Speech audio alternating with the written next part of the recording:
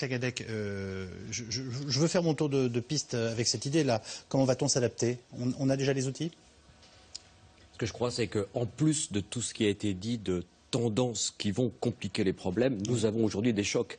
Sandy, on a failli menacer l'ensemble de la côte est américaine. On me dit du côté des États-Unis que si ça avait frappé la baie de Chesapeake, Washington était sous l'eau. Vous vous rappelez de quoi il s'agit?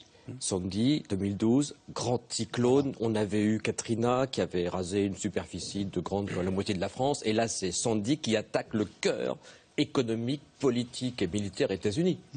Et là, ça n'a pas été du tout ce qui était craint.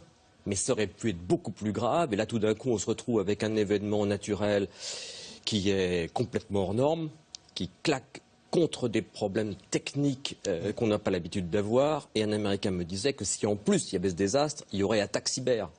Et c'est ça qui fait des globalités aujourd'hui dans lesquelles il faut rentrer.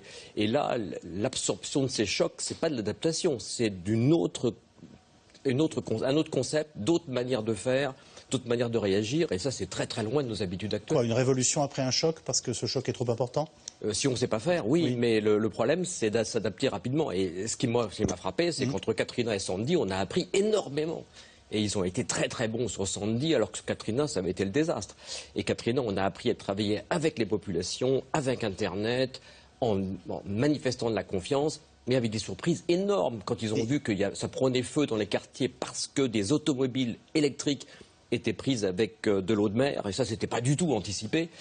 On va avoir des surprises énormes de ce côté-là. Oui, et en même temps, on se rend compte en permanence, ne serait-ce que dans l'actualité française, qu'on n'arrive pas à s'adapter à une rivière qui sort de son lit. Donc je vous avoue que quand j'entends dire qu'on va trouver des outils d'adaptation à l'échelle de la planète, on peut quand même parfois être surpris. Qu'est-ce que vous en pensez, François?